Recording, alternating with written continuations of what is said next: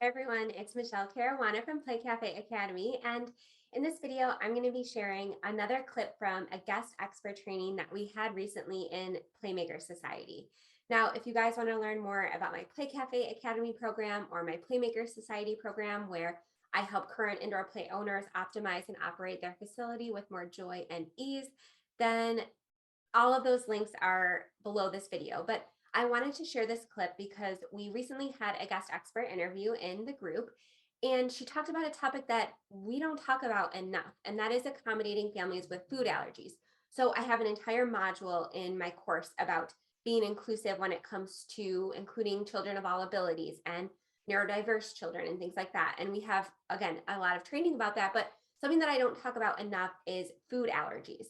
And I absolutely love this guest expert interview because she talked not only about why inclusivity is so important from a humanitarian perspective, which we all already know, but she also talked about it from a business perspective and how you can really grow your sales and accrue more loyalty by accommodating food allergies. And she gets really specific in her full interview. So this is just a tiny clip. So she talks about exactly what requirements our facilities need to be able to say that we are food allergy friendly, how we can communicate this in our marketing, things that we need to require when we have drop-offs and things like that, and summer camps and kids night out and things like that.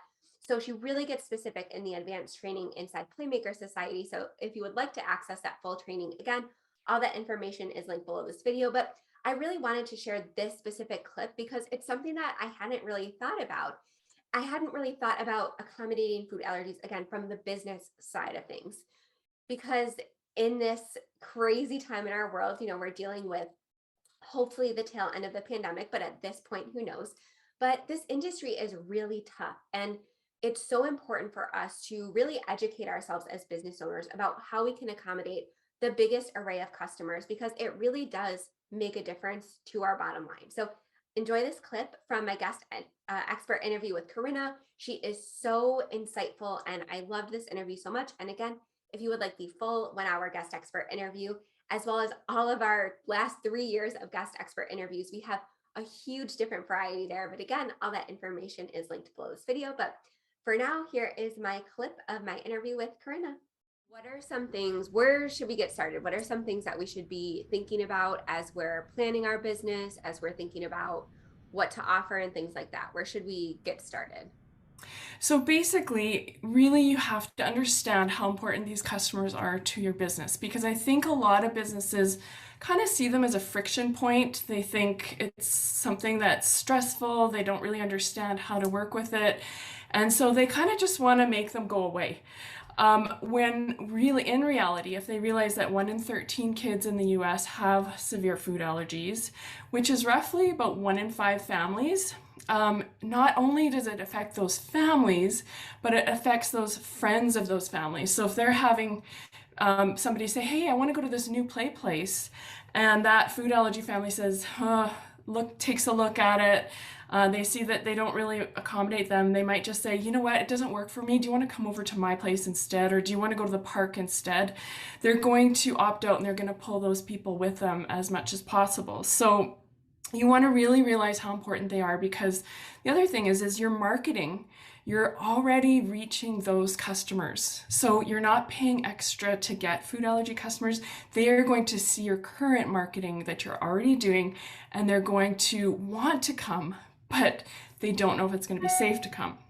So they, as we already mentioned, they are super loyal. I did a poll in one of my Facebook groups of all the food allergy parents, and they told me that they would rather pay more and be inconvenienced to use a business that manages food allergies well than anything else. So if you can see that they would actually pay more for that service, they would be inconvenienced to use it.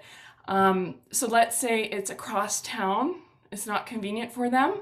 They are going to say, you know what, that place manages food allergies well. I'm going to go there and I'm going to invite my friends to come with us.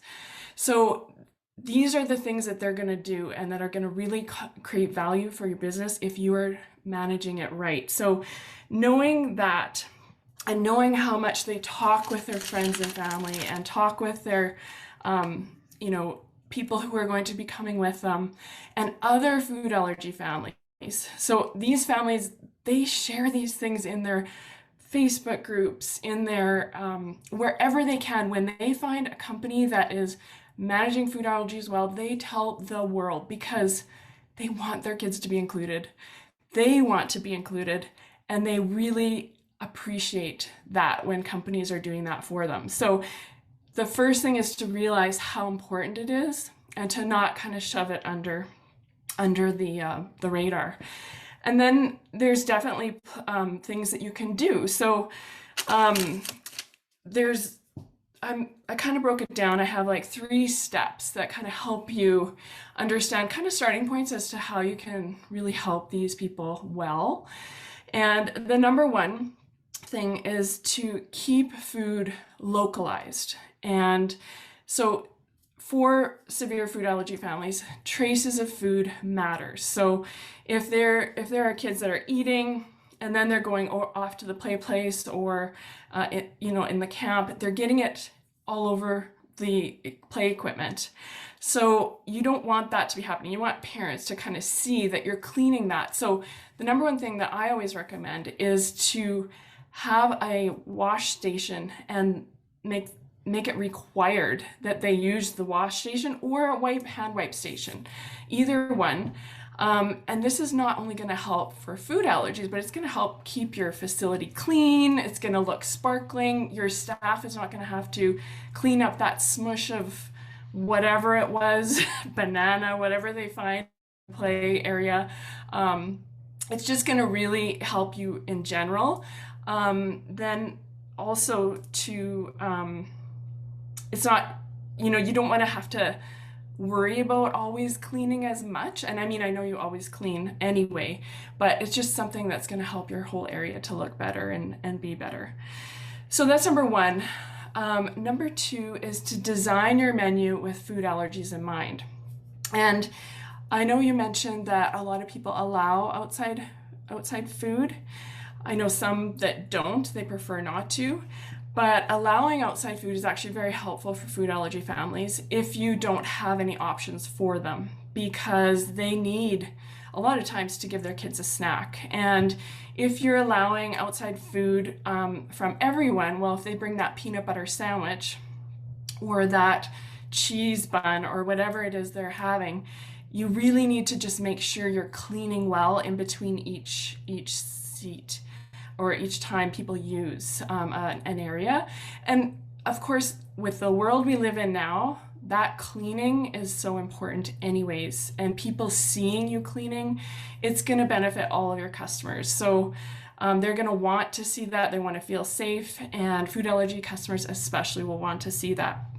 So what you can do when you're creating your menu is you don't have to make everything allergy friendly. And it doesn't have to be like full on, you're doing this forever, like for everything. You can find 2 to 5 items that are going to be allergy friendly, and I would focus on the top allergens, and those are going to be top 8 right now. That's going to be including top 9, I think, beginning of next year, 2023, I think it is. So keep on top of that. But there are brands that you can go to, let's say your Costco or your Sam's Club, and buy like a made good brand item that manages the top allergens, and you can resell those in your as your menu, in your menu, so that you've got something for them. Or there's other options too. You can partner with a local bakery that manages food allergies well. Just make sure you do your due diligence on them and check on them, and make sure that you're keeping that food in their prepackaged state. You're not taking them out, mixing it with all of the other food, because that's going to make it immediately unsafe. So you want to keep it in its packaging, and you want to keep all of your ingredients labels available and easy to read and easy to find, because food allergy parents want to read labels. And they're going to come and they're going to ask you, and they're going to say, what's in this? Even if it says that it's allergy friendly, they're probably going to say, what is in this? If you have the labels easy to find, all the ingredients, and you have it right there, you can just show it to them. That's what they do at Disney. They have it all on a like kind of a page, all the ingredient labels of every single ingredient so people can just read it and see if it's safe for their family really quickly. Well, that wraps up this clip of my interview with Corinna. I hope you enjoyed it. I, again, found so much value in this from looking at food allergies from a different perspective. And if you want all of the details about how you can design your facility to be more inclusive of children and families who are affected by food allergies, exactly what requirements you need to follow, the recommended training, how you can train your staff, how you can educate your other customers about your policies, all of that is available in the full clip inside of Playmaker Society. All that information is linked below. We would absolutely love to have you. All right, have a great day. I'll see you back for the next video. Don't forget to subscribe so you never miss a thing. Have a great day.